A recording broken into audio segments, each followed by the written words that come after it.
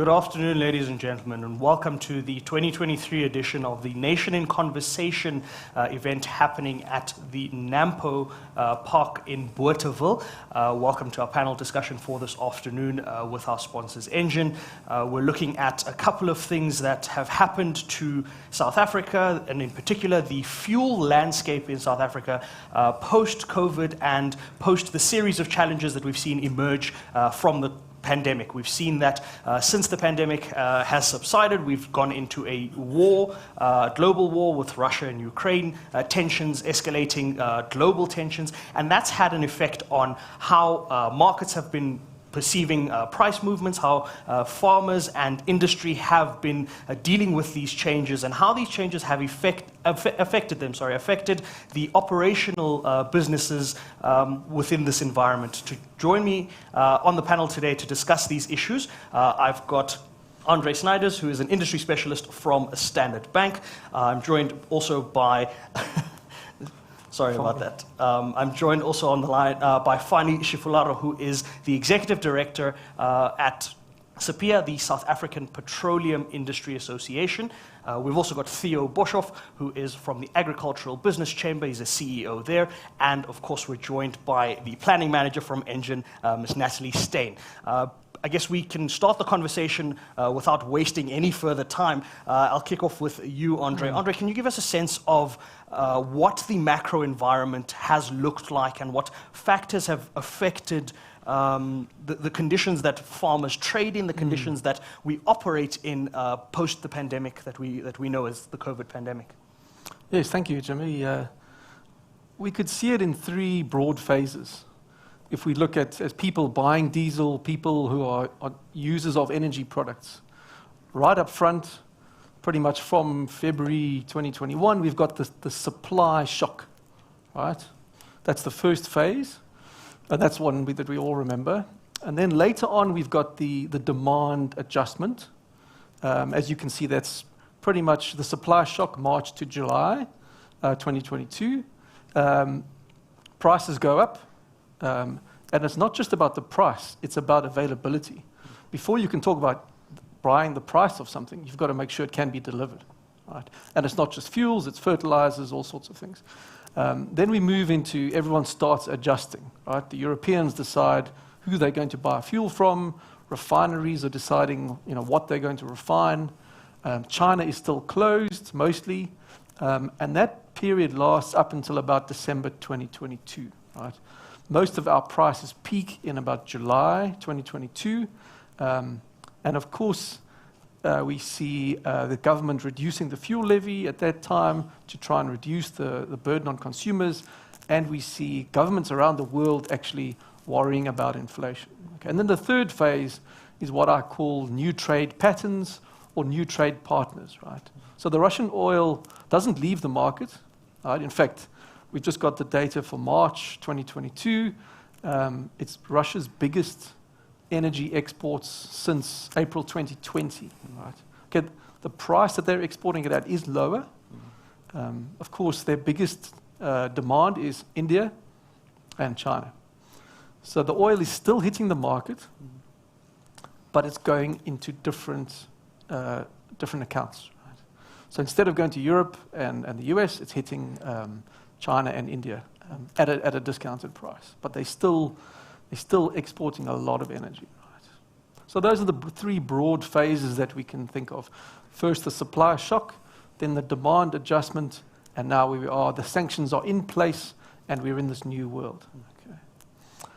At the same time, there are other things going on in the global macroeconomy. Right? So the first thing is we're now in a high interest rate environment. I'm from the banking world. Interest rates are the big reference point that we look at. Right? We sat at 350 basis points for ages, and now we're back up to 7.75. Across the world, interest rates are up. We're in a high interest rate environment, high inflation as well. Okay, that's the first one. The second one is while those have been going up, shipping costs have been coming down dramatically. The big shippers, they made mega profits in 2020, 2021, and those are pretty much back down, right? And of course, moving energy products around the world also costs money. So that's one of the positives We mustn't just look at the negatives. Let's also think of some of the good news. So we've got high interest rates, we've got lower shipping costs, and then the third one is pretty much the sort of the regulatory environment. Governments are getting involved.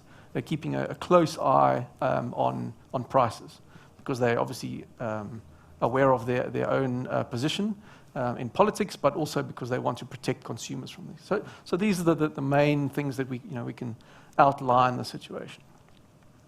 If we go back to those, here I can see there's a slide up there. You can see, of course, the rand in the news a lot recently. We can see the rand weakening quite tremendously at the start of COVID, strengthening quite a lot up when interest rates were low, and then weakening, and then recently weakening dramatically, also because of really stories about Russia as well. If we look a bit more closely at where we are now, so the global oil market, right, which affects diesel and all the products that come from crude, is that it's actually been in a surplus for the last 3 quarters, so for about 9 months. Not much of a surplus, but it has been in a surplus. Okay. So the OPEC, they want to, of course, they've taken action to bring that lower, right? So we saw some surprise cuts in April, so they're trying to bring supply down. Although we think supply is growing quite strongly, but in the second half of this year, we expect that surplus to end quite definitively. And so we expect the second half of this year to definitely bring a deficit. Okay. So that deficit, a stronger demand is definitely coming from 2 particular sources. The first one is China. China's opening up, and they're buying a lot of oil. Right? Even though Europe and the US, the economies are, to some extent steady to weak, China and Asia are still buying oil, which strengthens demand. Also, global aviation, another big factor driving demand. Okay. So we've got China and aviation, global tourism pushing demand up, and we've got OPEC trying to push demand down, and we expect that surplus, which we've seen for the last 9 months, to go into a deficit. Okay. Other things that are happening at the moment, obviously currencies are fluctuating a lot. And the impact of this is that, firstly, specifically people in agriculture, inventories are going up. Right? If you had 1 storage tank, now you want 2. If you were holding 1 million rands or 10 million rands of stock, you're probably holding double that. Okay? You need deliveries more frequently. Okay? That's the first thing. To finance that, you need more working capital, okay, which adds to your finance costs. Okay? So that puts pressure on people, and so they're immediately looking to invest in other ways to optimize their business. And that's what we see here at Nampo, right? Incredible amounts of innovation, machinery, people looking for ways that they can invest in future savings because they're getting so much pressure on energy prices. I'm not sure how we're doing for time, but probably pretty close. I mean, we should really look at some of the good news is that, we're both in the finance world, and one of the things we see is the amount of money that's sitting on the sidelines. Right? It's been withdrawn from investments in the equity markets or in the debt markets. Even some of the people here today, they probably thought, it looks a bit risky, let me bring that money out. Okay. That money, hedge fund managers, venture capital, banks, bond market, it's looking for places to put money. So as soon as someone comes up with a fantastic way to filter something or build a battery or do something more cheaply, that money is going to go in there to fund it. We've seen good and bad ideas funded for the last 10 years while interest rates are low. And where we are now is we're in the situation where it's the best ideas that will get funded. And it will take a while, but those things will make their way through to where you are. Okay. I think something important that you mentioned, Andre, and I'd like Fani to weigh in on this, is the supply side of things. I mean, we often look at the fuel dynamic and we look at the input costs and that sort of thing. And South Africa's supply dynamic has changed over the years? I mean, we've had a number of changes happen towards the refineries, what we keep on hand in terms of stock and that sort of thing. And Fanny, I wonder if you could then just weigh in from a Sapir perspective. I mean, first of all, the role of Sapir in the current environment and how that role has changed from what we were accustomed to sort of pre-pandemic and the new world that we now live in as agricultural business owners and players in this space, particularly with the focus on the fact that we now have a different number of refineries that we're dealing with. We now have different factors of production and inputs that companies like ENGEN have to now contend with because of the new conditions. Yeah, thank you. I think just to start with, I mean, Sapir is a trade, body. It's a trade association that focuses on issues of common interest for its members. Our focus is solely on issues of refining and wholesaling of petroleum products in South Africa. We represent, wholesalers, and we focus primarily on those issues that members tell us are important to them. So this agenda for Sapir has not really changed that much, except there is now sharp focus on energy transition. And energy transition, it does, to some extent, focus on issue of supply. I think what we have seen over the past, few years, like I'm talking about in the last 3 years or so, the focus on energy transition is starting now to look sharply into the issue of security of supply, the issue of affordability, and then the issue of how do we decarbonize the industry itself. So that becomes the major area of focus for ourselves. So any decision that you take as far as how you're going to continue to supply your products, you're going to have to look at scope 1, scope 2, scope 3 emissions as well as a business. But this is a long haul sort of journey. If you participate in this industry, you must be into it for a long period. So the changes that we're seeing right now is not something that has just started because of COVID. COVID and the war in Ukraine, it just come and fast-track some of the decision-making, as far as issues that we've been looking at for a number of years. So individual shareholders, they might feel that they need to take specific decisions. But if we have to look, let's say, back to 2006, when we introduced the Clean Fuels 1 specifications in South Africa, that was the beginning of a change in terms of how we supply products in South Africa. Because immediately there was a deficit in terms of what we can locally produce. So we had to import either blending components in order to meet the specifications. And we also had to import finished products. So we started to see right there and then in 2006 that we are importing quite a lot of diesel and also petrol. This petrol requirements will probably, up to now, we're importing 60% of our requirements. 40%, and diesel 60%. So the big chunk of what we import is diesel. So all those are influenced by a number of factors. In a country like South Africa, most people, they ask question, has there any visible impact of Eskom demand of diesel in terms of what we're seeing in the market? So you will remember that the OCGTs, they were introduced back in the probably late 2000. And right then, we started to see there's incremental diesel consumption by these OCGTs. But as long as the economy is not really pumping at the level it's expected to pump, remember there's a very good correlation between the consumption of diesel and the performance of the economy. And because this is our assumption at Sapir level that, because the economy is not really doing very well, you are not seeing any incremental sort of demand for the liters of diesel that are required by the small generators that people are using to augment whatever that shortfall is. As much as people, they will want us to think that the number of generators are too many. We try to work out for one specific sector.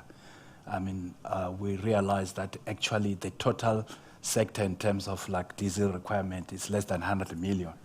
So that's nothing, for the oil industry. You talk in terms of billion liters. if you have to spread that over a number of companies, you'll realize it's not a lot of, fuel that is like required as additional, particularly that the economy is not requiring more. So this trend to import, it did not start just because of the war in Ukraine or because of COVID. It started back in 2006. What triggered that was the change in specifications. We are going to have another significant change of specification in 2027. That probably is going to really cause a significant change. When I say significant, I mean, right now we know that, we have lost, ENGEN refinery. Subref is pretty much not there. So we're left with Natref, crude refinery, and then we've got Astron Energy Refinery in Cape Town. Those two crude refineries that are standing, they have to take serious decision in terms of how do they comply with the specification in 2027. So anything is possible. That is why I'm saying that there is a major decision that is going to happen in terms of how do we go forward in terms of that. So the change primarily is driven by regulations in this industry. Whether you're talking about emissions-related regulations or you're talking about specification regulations, that's what drives significant change in this industry. And if we just look at what is happening within the country in South Africa, because now we have lost two refineries in Durban, which combined, you are looking at 300,000 barrels that have gone out of the local production. It means it has to be substituted by imports. So Durban has become so critical, so important, because now the importation of finished products is at its highest level. So the infrastructure is tested.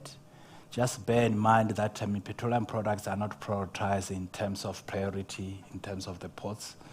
We are down in the line. Containers are first priority. So it means that we have to queue a little bit behind. And the weather patterns are also not helping us because there are delays when the weather conditions are not favorable for docking in Durban. So that means that, for state-owned entities, when they come up with changes like what they are proposing now with the Durban Port Master Plan, they are putting proposals which are going to affect our members' infrastructure as far as how you access the port. And if that is not planned appropriately, it means that it might undermine security of supply because our assets will have to be displaced. And if there's no plan B, because it's not a matter of just sorting out this thing within 6 months, you need planning time in order to relocate some of these investments. So it means there are two things that we need to do as a country. We need to strengthen our our strategic stock holding capacity. Right now, we do know that the Central Energy Fund, through the ministerial directive, they hold crude oil stocks in Saldanha. That is not helpful for the industry. You can't use crude oil. It has to be refined, in order to get some meaningful products of value in order to use whatever that comes out of it. So therefore it means you need to have strategic stock in the form of finished products in order to strengthen your strategic stock holding capacity. And there was an attempt to come up with a policy about that, but because strategic stock by their nature, they require somebody to finance. If you're going to store certain amount of liters, somebody has to pay for that.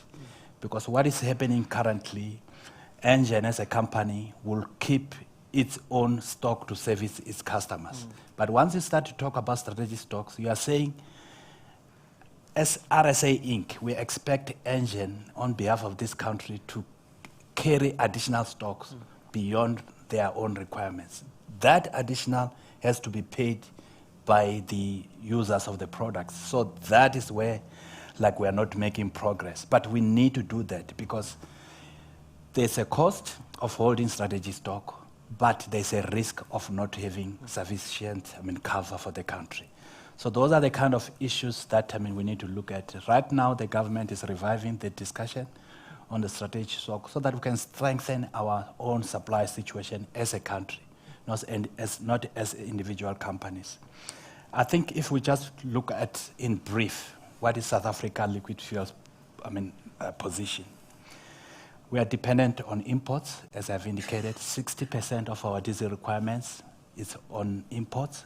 40% of petrol requirements is on imports. We don't have strategic stock. We need to do something like any other self-respecting country. You must have a strategic stock. And if you don't have that, you have to be prepared that the country, if you have to have like a disaster or anything major like we've seen in Durban with the floods, it has potential to undermine, because if you've got product on the other side of the water, you're not going to be able to offload it. So the better you've got strategic stock closer to the market, where like your customers are in the inland, that will help to service the country. So the Transnet-led policy as far as like, trying to improve the efficiency of the ports in Durban, because that has to be supported. Our port, we know that is inefficient in terms of the ranking. We have gone down. But in doing so, we should not undermine other like critical industries like the petroleum industry as far as its critical role in this economy. So I think those are the few input I want to make. Thanks. Now, from a strategic point of view, I like that you mentioned the refineries and what we need to be doing at a country level, not just at the level of companies, but rather as South Africa Inc., as you call us. And I think this is where the next part of the conversation comes is we don't currently have that in place. We don't currently have certain levels of infrastructure. And Theo, perhaps you can then enlighten us on what that impact means for consumers, what that impact means for farmers, for the agricultural sector. I mean, we've seen that petrol prices have gone up. They haven't really come down, and this has been an ongoing trend. I mean, we know that inflation is a factor that comes into the picture and that sort of thing, and a certain level of inflation remains entrenched within the market, and then prices don't necessarily go back to what they used to be. But what has been the significant impact for the agricultural sector, for producers within the sector, and how have these elevated prices or these changing conditions actually affected the factors of production and the farming process?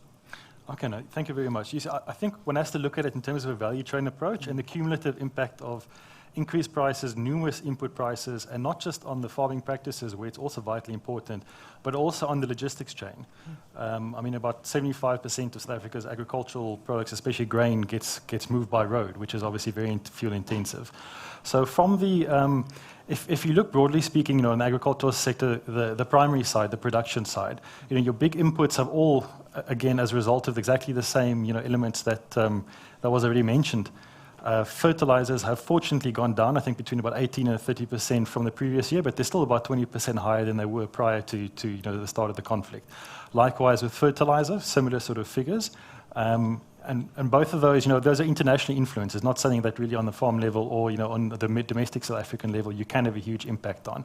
And the demand is relatively inflexible, of course. I mean, it's not like, there's limits to how, in terms of how much you can cut back on your expenses on these inputs. Labor costs as well, they went up double digit in the previous year, and this year again the national minimum wage went up 9.6%. Again, administered costs, so very little one can do about that. But then coming back to fuel, of course, in the grain sector, typically about 11 to 13% of the input cost is attributed to diesel. That's excluding the transport costs, of course. And then the additional factor that I think has come in especially strongly this year, which maybe hasn't quite been quantified as a whole, is, and this goes beyond simply in tractors and ploughing, etc., in cold stores, in irrigation, the impact of the electricity crisis and burning diesel to actually substitute for electricity, I think, is an additional cost which hasn't completely been factored in. I mean, we did a study earlier in this year of roughly 500 farming enterprises as well as agri-businesses, and sort of the median cost at that time when we were at stage 5, stage 6 load shedding, and it was during a critical period of the growing period for maize specifically, where irrigation was quite high, is that most enterprises were spending roughly 100,000 Rand per month on diesel cost. So that's, of course, an additional one. So these price sensitivities on diesel, I think, is probably hitting the sector more currently than they perhaps did previously, in previous years. So I know this sort of sounds all doom and gloom, and that's certainly not the intention. So I think one has to look at, there's a couple of these things in terms of municipal prices, in terms of international dynamics, which we can probably do very little about. But there are certain things, I think, opportunities locally that one can look at with regulatory changes to reduce the costs in certain elements. I mean, I spoke about, obviously, the cost for burning diesel for electricity. As you know, a huge part of the administered cost for diesel is actually statutory costs. So the fuel levy that was referred to, that obviously is a direct cost. So one does understand that sort of monetary policy, whether one reduces that or not.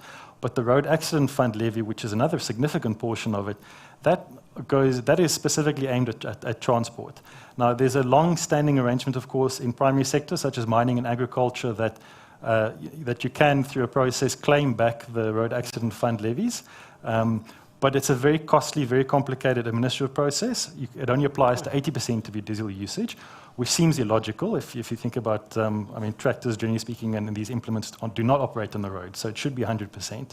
Likewise, then, if you go to generators, as far as I know, no one's ever been run over by a generator. So you're not, the public interest is not losing anything if you were to completely allow 100% rebates up and down the value chain for the road accident fund levy portion. And that on 100,000 Rand, for average producer per month can make a significant difference if we can claim that back.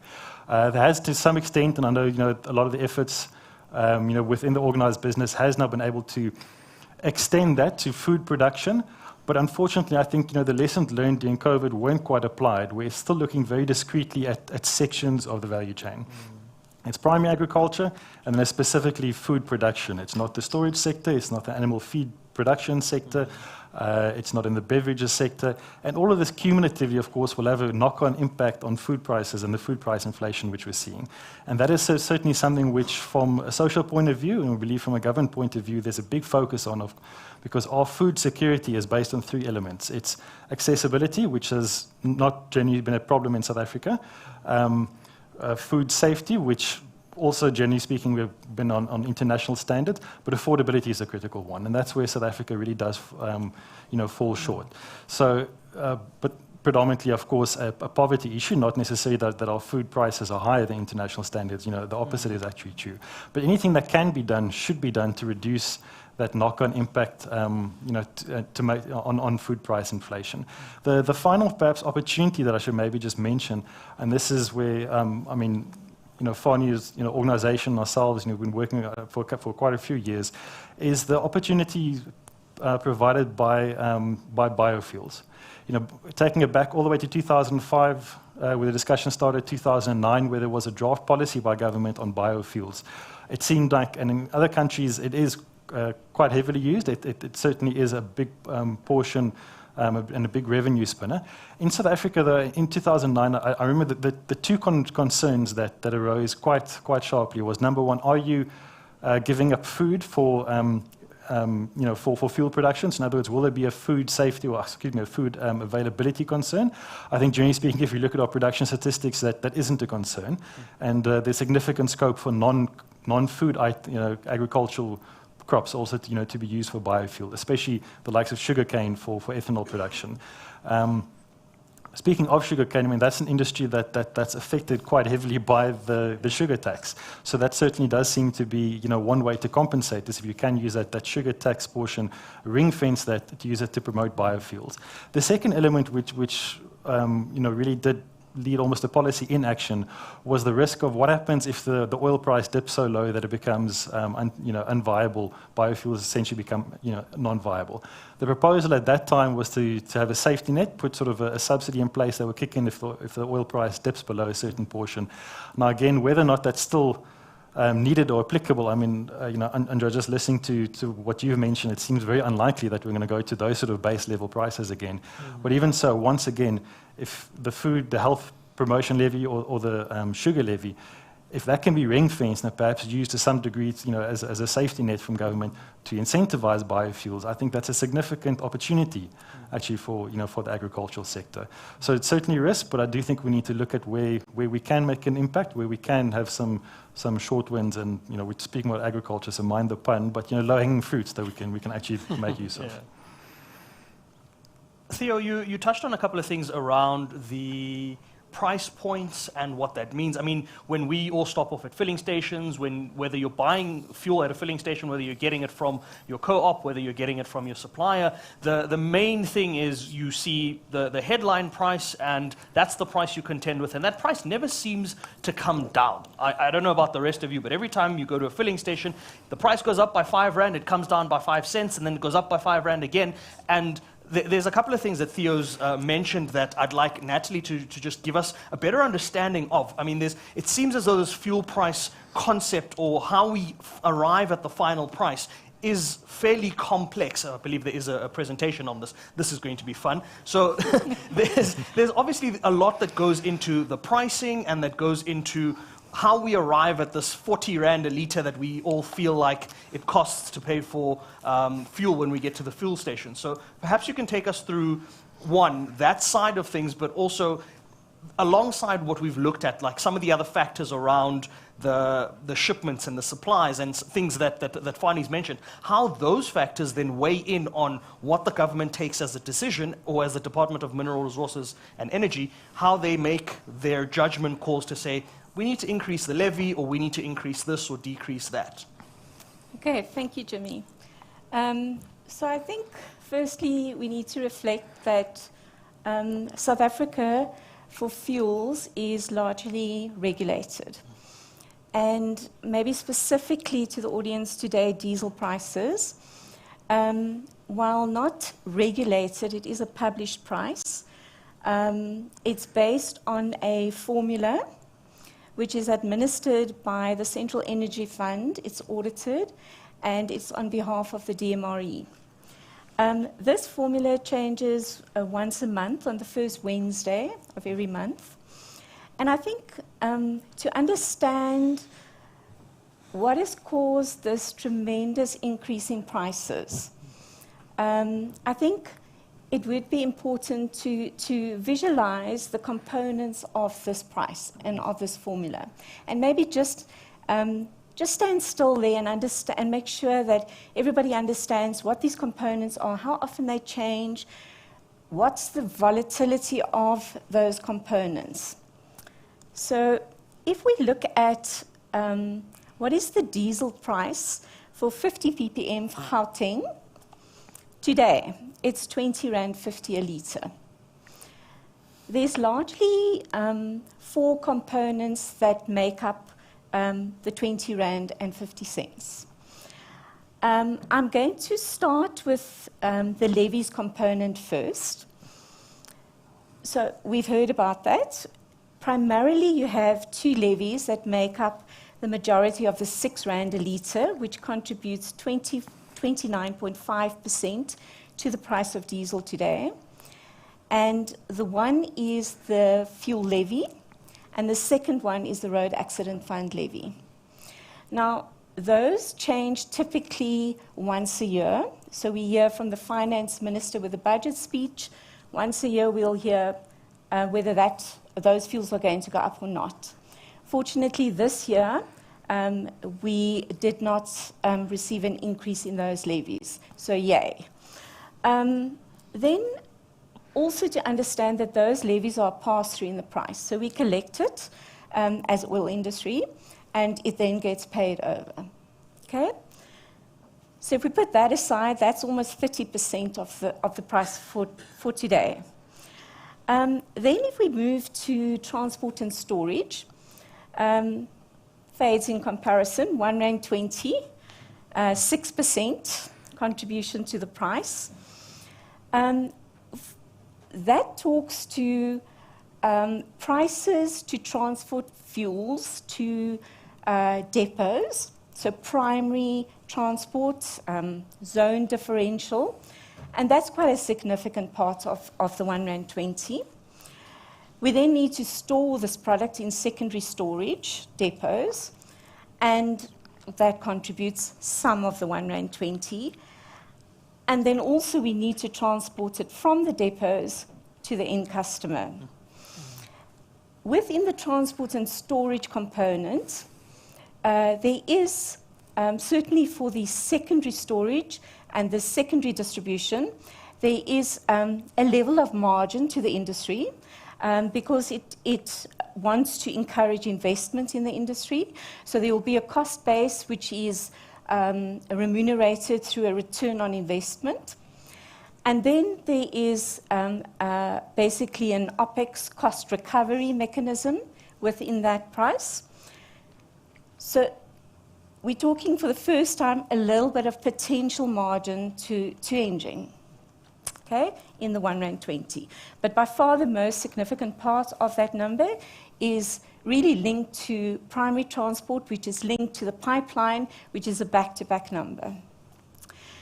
Then if we look at the wholesale margin, the baby of the components, it's sitting at 80 cents today, and 4% of the diesel price. Oil industry or wholesalers are compensated again for an asset base, remunerated on a return on assets, and then also some allowable costs that are remunerated through that margin. Right, then we go to the big blue area, the problem child, the one that causes the volatility, the one that there's very little that we in South Africa can do to influence. We can try and mitigate the significant moves in that element of pricing. So this is the international element. It is the element that is also known as the basic fuel price, BFP. It's the element that we often see in the public domain in terms of, you know, what was last month's price versus the current price, what are we under or over recovering. I think those are things we're all familiar with in the media. So I want to stand still there for a moment, and I want to tell you that ENGEN makes no money in that big chunk, which is R12.40 of the R20.50 and 60.5%. There's no margin for oil industry there. That price is meant to be a deemed price for South African importers, and it talks to what would the cost be to pay an international refiner for products coming into South Africa that meets the South African product specs. What would it cost to move, and that's 90% today, so that first element is 90% of that big R12.40 today, okay? We then talk to what would it cost us to ship that product to South African shores, what would it cost us to insure the product on the sea, and then some small elements about what would it cost us to land the product in a South African coast, at the South African coast. That R12.40 is based on the average, largely the average price of the preceding month, okay? And again, I want to remind you, it is very volatile, and there's not much we can do about it.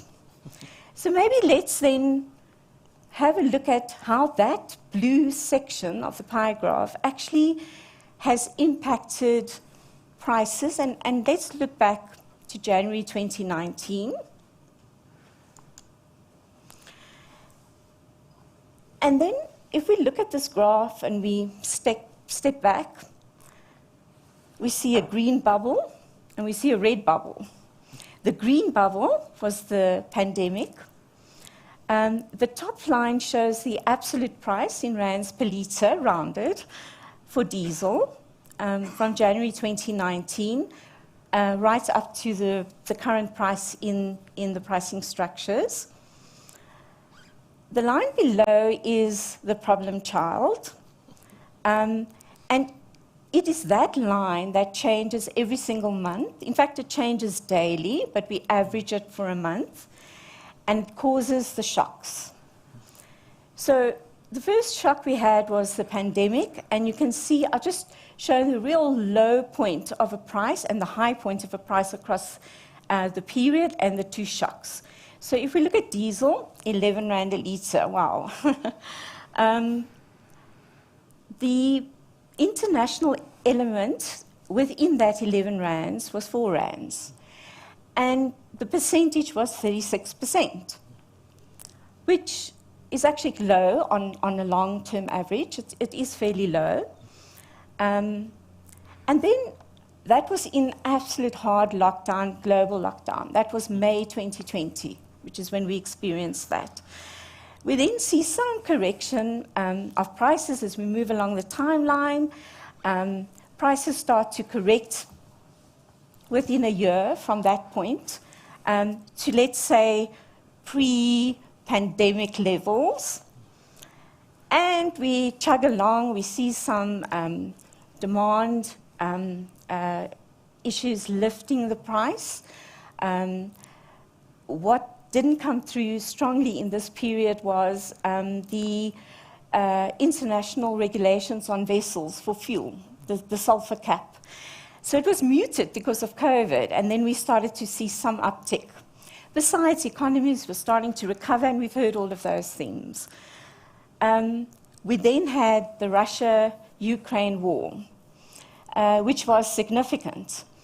And I think most of us hoped it would be short-lived, and we would see the shock, and we would correct fairly quickly.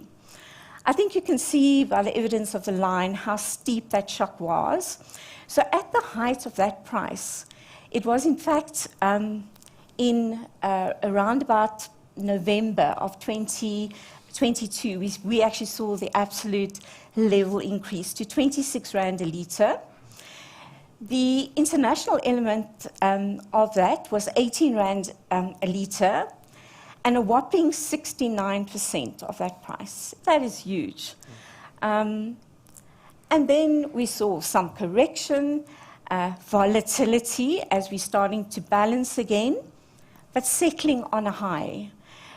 So the news is probably not that great, because we see if there's no further escalation in the war,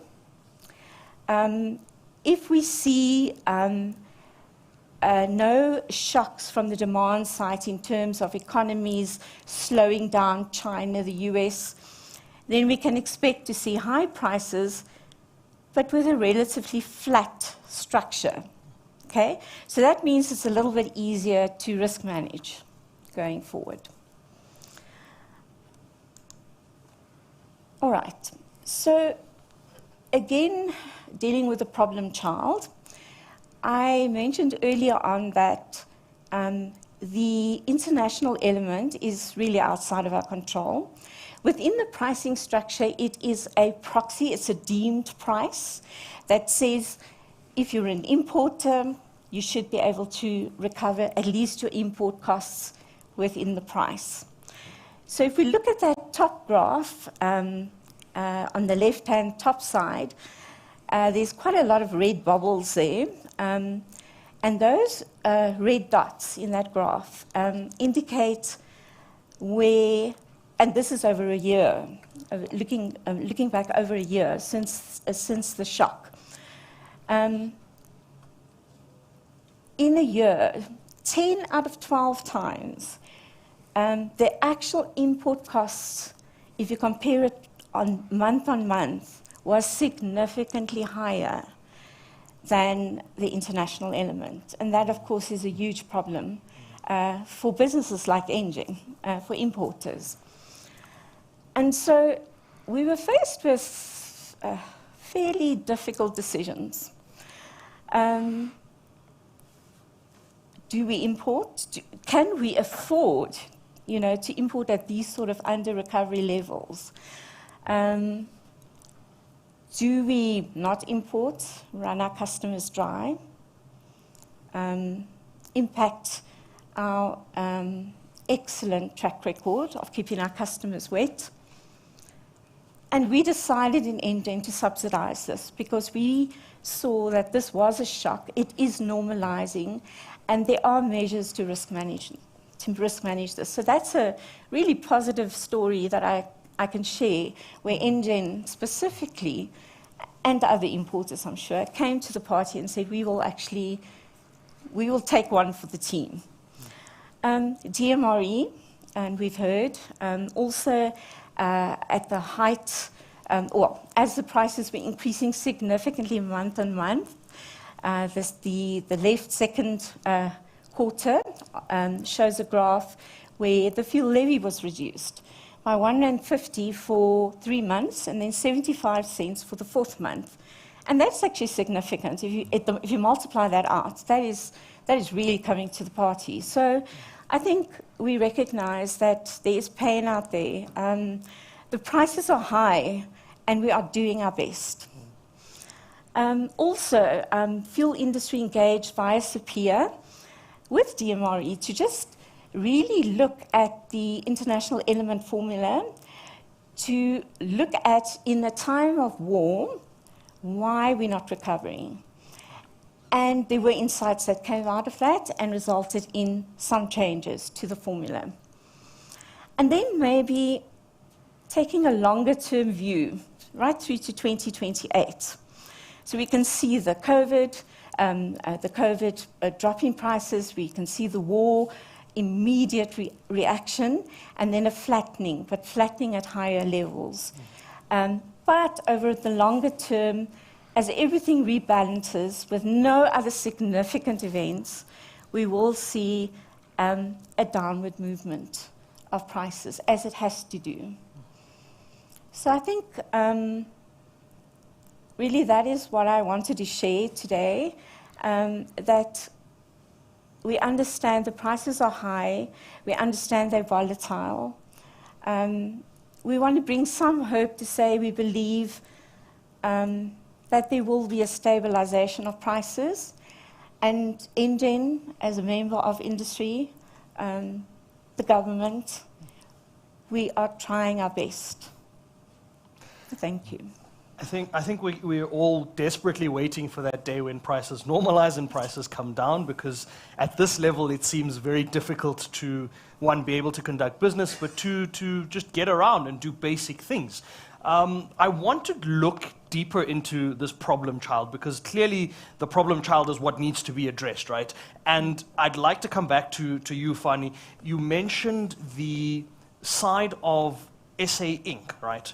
And perhaps we can draw from what we saw in China. There was a period in time where the Chinese government rolled out strategic reserves to local manufacturers and local producers within China in an effort to bring down production costs, and that's because they had built up those strategic reserves. And I wonder if you can then weigh in on the impact that having these strategic reserves that you mentioned will then have on addressing the problem child. Yeah, so there are so many rules that are set around how you release strategic stocks. So they can't just be released for each and every sort of shock to the system. So you design the rules, you say okay, as South Africa, we want to design the rules that are suited for this economy.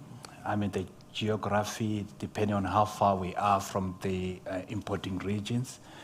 So you might want to decide that if there is disruption to the pipeline between Durban and Johannesburg, Jameson Park, if the pipeline is standing still, let's say for 48 hours, you might want to use that as a trigger to say with that will allow the marketers to release what they are storing on behalf of South African consumers to the market. So that way you can use it to intervene. But because if you don't have tight governance around strategic stock, that's where you're going to start to have problems. I mean, like you're going to hear that product is missing because people, they will take chances because they will try to play the market, and when the prices are up, they want to dip into it. So you have to have strict rules that everybody complies. And so unfortunately, because of that, the rules cannot just be changed because they will have to go through public participation process. So the most important thing is like, how do we define the rules of accessing the strategic stocks that we have in South Africa? I strongly believe that our rules have to be different from what the Europeans have for their own situation. Because in Europe, you can easily like move product from one country to another. I mean, but it's not easy in South Africa. We can't even get product from our neighbors.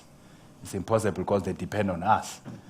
So I think strategic stock, it gives you that lever to really do a lot of things. For instance, the intervention by government in terms of the 150 in terms of fuel levy, reduction in fuel levy. You could have played that game differently if you've got strategic stocks. You could have even make the intervention even a little bit longer.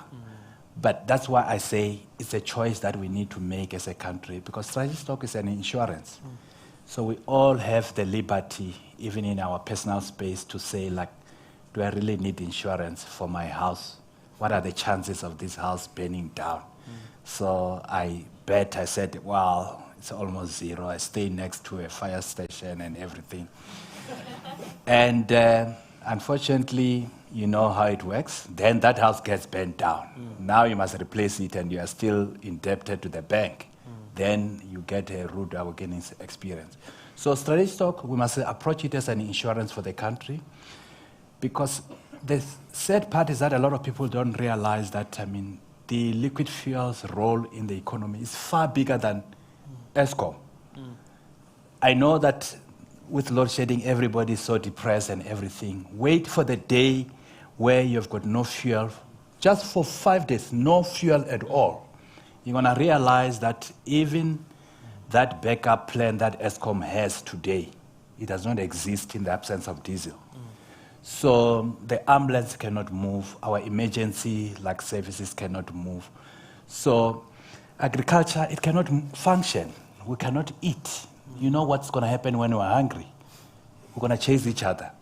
So it's very important that we really look at this issue of strategic stock in a very serious manner. I'm glad that that government is revisiting this topic.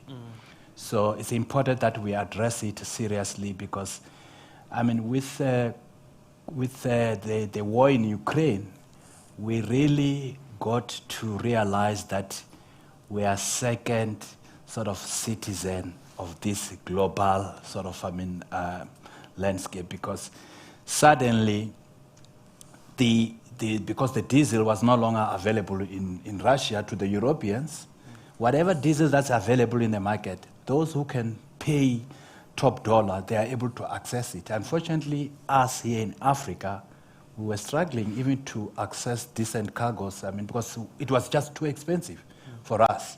So, but when you've got strategic stocks, you can play this game very differently. So I believe that in the current environment where we are importing a lot of products, and the situation is not going to be much easier than what it is. As we go to 2027 with the change of specification, I do believe that the importation of products is going to increase. Diesel is going to be far higher than what it is. We still have to respond to all sorts of emission regulations, that are going to come. So in order to deal with all these kind of things, we will be left with an opportunity to increase our importation of petroleum products. But as we are doing that, we must invest in the infrastructure for strategic stocks. Andre, is that where the money should be going? You and I spoke about this before we had this conversation, was to say, as guys operating in the financial space, I mean, I, for one, am in the asset management space, should hedge funds and asset managers then be looking to say, how do we support the companies like ENGEN to build up strategic stock reserves and put our money into that at the moment as an investment case? Definitely. South Africa is an import to export economy, right?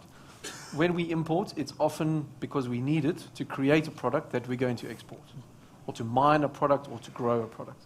So definitely, the money that we're going to gain from the exports needs to be invested in ways to get those imports in and to keep those businesses sustainable. So definitely, storage, insurance, transportation, people should invest in that. And the high prices are a signal, right? The cure for high prices is high prices. Everyone invests, and then those prices go down, right? And that's what we hope. Greater investment will eventually lower those prices. Unfortunately, there are things preventing investment.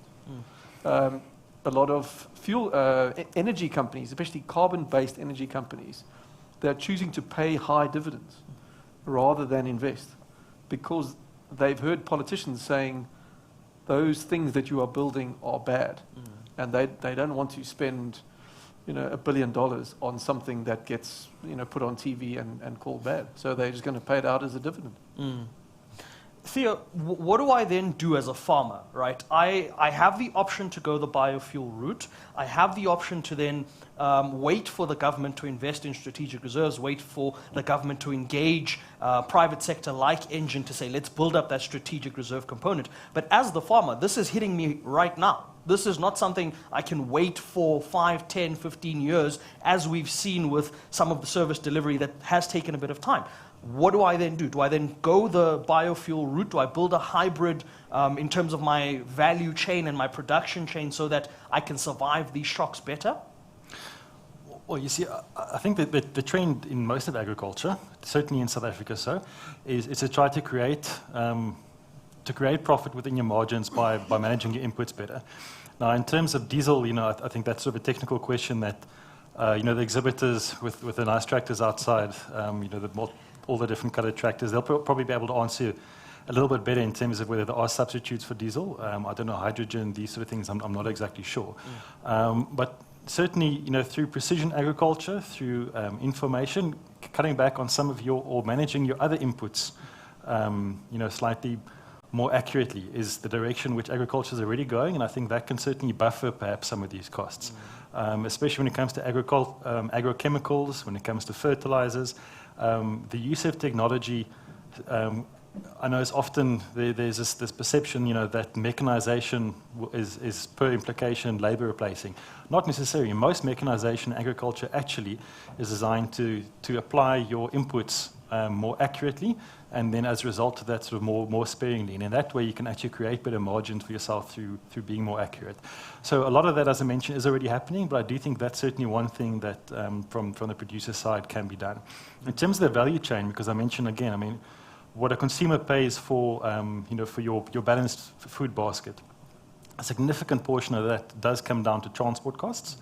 And there really the whole concept of road to rail, which is something that multiple business entities, ourselves included, is looking at. And is looking at where it can be viable, what are the conditions that are needed, what are the investments needed to actually get more of, especially the less perishable bulk agricultural commodities for the longer transshipment, not short distances, back onto onto rail. There's multiple complications with that. There's reliability factors. We know the issue with Transnet, for instance, that there's infrastructure challenges. There's a lack of locomotives, but really, these sort of in the value chain, I think that's really where a lot of time and energy is going, and for a good reason, because all of that, again, in an entire value chain approach does have the potential to reduce the costs, which ultimately can buffer and offset maybe some of these costs that you have that's a little bit less inflexible, that you've got less control over.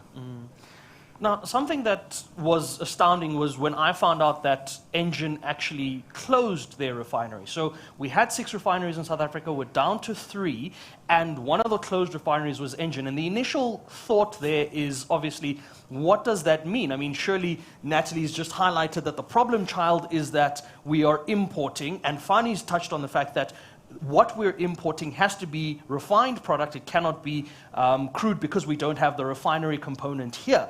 And the obvious question, of course, to ENGEN then becomes, but why did you then close the refinery if that's gone sort of in the opposite direction?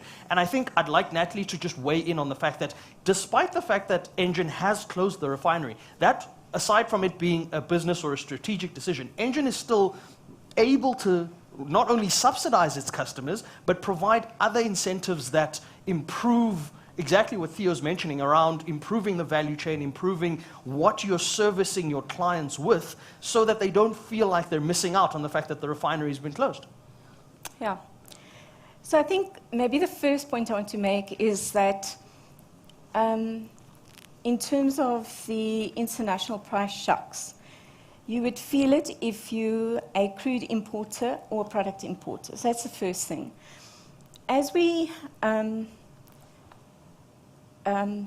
pay for those dollars for the import, whether you're doing crude or product, you still are subject to a fluctuating rand-dollar exchange rate. Okay, so that's the first point.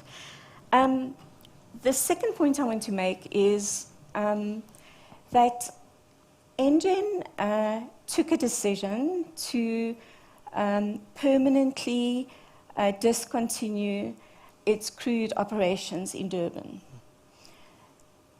And ENGEN is looking at repurposing projects and evaluating those for the site in Durban.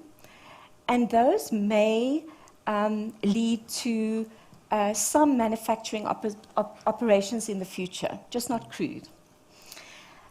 I think we've heard with the panelists today the challenges around investing in refineries, given the cleaner fuels, the cost of doing that, the uncertainty around return on investment, significant investment. So what ENGEN promises is that we have been importing significantly since the last quarter of 2020. It's a fact. We have risk mitigations that really look at the challenges around infrastructure. It looks at investing in infrastructure. So we have tremendous capacity in our supply chain. Just to consider, we've got, at any one day, we've got ships loading significant volumes internationally. We've got those ships en route to South Africa. We've got other ships around the coast of South Africa discharging product. So what does that do for ENGEN? It gives us flexibility, agility. Isn't that key in today's market and environment? We don't know from month to month what is demand going to look like. A crude to product supply sourcing model takes a lot longer. So we've got time to actually be agile and to meet demand. We've got significant tankage capacity. We also have contracts with third-party storage and handling contracts. So that gives us 750 million litres of storage capacity.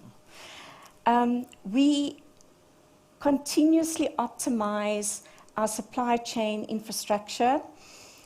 So that would be our depots, tanks, how we assign tanks to product mixes. We also look at an optimal mix for sourcing products. So we recognize that the local refiners, Sasol, Astron, are still long products, so we will source from them, thanks, at the right price. And then, of course, we are ahead of the curve in terms of really honing in on importing refined products as we transition our supply model for this country. So how then, I mean, in looking at summarizing all of this, how then do we as industry players, industry participants then get involved in terms of aiding this process? So we've clearly identified the problem child. Yes. We know that in addressing the problem child, we could, one, probably improve margins for ENGEN, but also margins for the suppliers, margins for the farmers, and we could improve the entire value chain. What do we then, where does the capital then go? Does it go into the storage? Does it then go into, because we've clearly concluded that having a refinery is one thing, but ENGEN's proven that there are more efficient ways to achieve the same outcome and still pass value on to the farmer, and that's the most important part. So how do we then take that component of it and make sure that where we invest our capital results in that expansion of infrastructure? So I think the question, you would have to look at the time horizon for the investor, number one, because you need to remunerate and give a fair return to an investor. So I think for now, and for now it would make sense that we should put money into infrastructure. We should put money into solving the back of birth issues in Durban. We should engage with the government in terms of the knock-on effect of not keeping this country wet. We should look at different ways of bringing products in to South Africa or to Africa. So in other words, Durban is not the be-all and end-all of a coastal port. It's what we've done traditionally, it's what we know, but certainly there are other options. So I think it's about putting money into infrastructure. I think in the medium term, we're still going to be heavily reliant on products from crude oil, and that's a fact.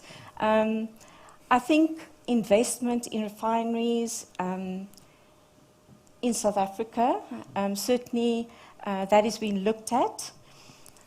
I think that we must also then recognize that there's the absolute level of the price of fuel to the end consumer, to the agri-customers, to fuel security. Let's get to the agri-customers. We've got a couple with us at this summit, and we've got a couple that I'm sure have absolutely burning questions around where we sit along the value chain, how this impacts your business. And I'd like to take this opportunity to open up the floor to the audience to ask any questions that are pertinent to your business, are pertinent to how the fuel industry impacts what it is that you do on a day-to-day, and possibly find answers from the panel on how we can help resolve the issues that trouble you the most.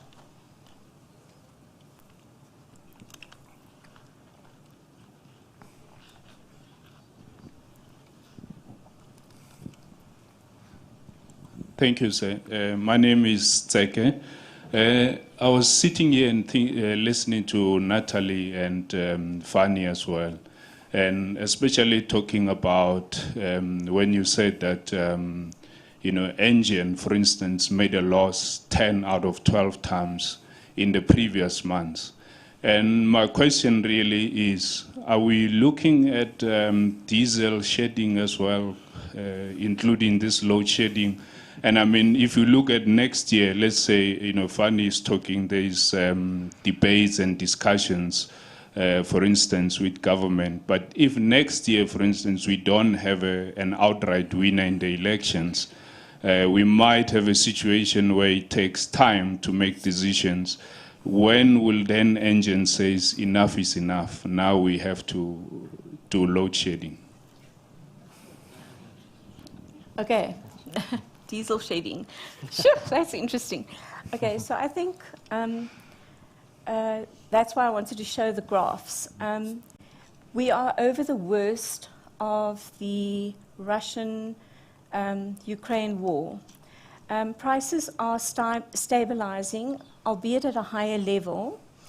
The international element of the pricing formula is starting to mirror the actual import costs again. So we have a balance. We are back in balance in terms of an under-recovery through the prices to the end customer. So I don't believe that will happen. I think weathering the storm that we went through for the last 12 months has left us with significant lessons in terms of how we manage that volatility, because that's really what it is. It is significant moves month on month. And I think in the beginning, we all expected this black swan event to be short-lived. And now we've priced that in the market, and we're comfortable. So I don't believe we'll see diesel load shedding in the near future. No. Any other questions? We've heard some of the bad news with respect to, or the bad consequences as a result of the war. Has there been any positives for the agri sector? I mean, social media is talking about China buying certain commodities. I'm not sure if it was maize from South Africa now as opposed to America. Is that true, or is that all just social media hype at the moment? Yeah, let's get Theo's opinions, and I'd like to get Andre to weigh in as well from just a macroeconomic view as well. Theo? Yeah, sure. So it's difficult, I think, to think conceptually of any positives, coming out of any war. But in terms of, just looking coldly at trade, South Africa has recently, of course, the discussions ongoing and the media, in the last week, especially the statement that's been made by the US ambassador and AGOA, creates renewed uncertainty. But the immediate fallout for the agricultural sector, the biggest impact was the cut-off in the financials. The SWIFT system that obviously excluded Russia, and of course the spike in shipping costs. In terms of whether there was any sort of benefit, it's difficult. You have to look at the trade balances, both imports as well as exports. We didn't import as much wheat from the Black Sea region as other African countries or the Middle East did, so to a large extent we're buffered by that. But certainly in terms of some of the constituent elements for fertilizers, I think there was a negative consequence that was impacted. Our traditional trade with Russia, in terms of our exports, in the horticultural sector, I believe roughly 60% of our exports going to Russia was from horticultural products, apples, pears, citrus. And because South Africa largely stayed, neutral, again, that's that whole assertion is coming up for debate now again in the political sphere. But those weren't, aside from some technical hindrances, I understand, with regards to payments, with regards to shipping, etc., that were largely short term. That wasn't impacted as directly as one did believe. And again, our traditional exports, to the traditional markets such as the UK, the EU, the US, they did largely remain intact. And likewise, those commodities that did export to Asia did also, could carry on going.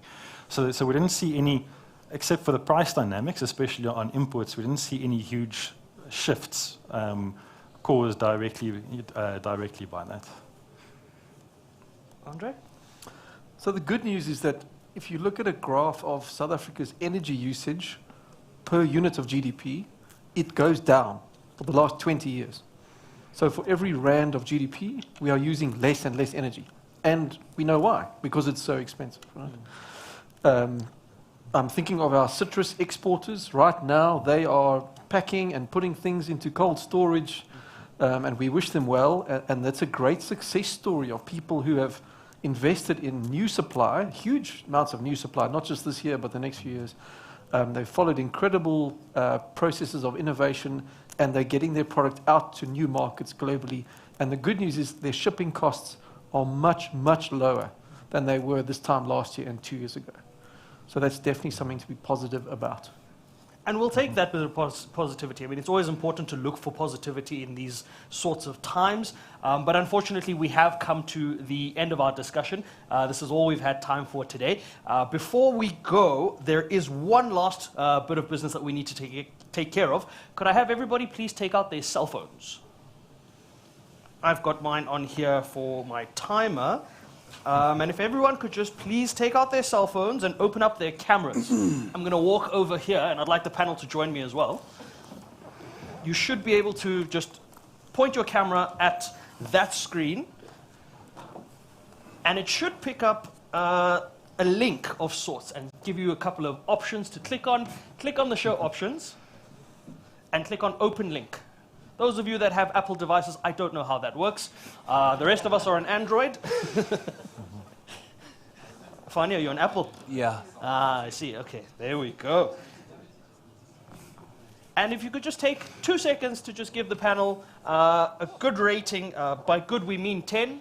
We don't accept anything less than 10. ENGEN really appreciates the feedback from the session if you enjoyed the session. And I heard a rumor that someone in the audience may win something for voting. So please take your time. It is only one question, really. Give us your vote, and we'll see if we can throw a spot prize at somebody on the way out. But ladies and gentlemen, thank you very much for joining us, and that brings the end of our discussion.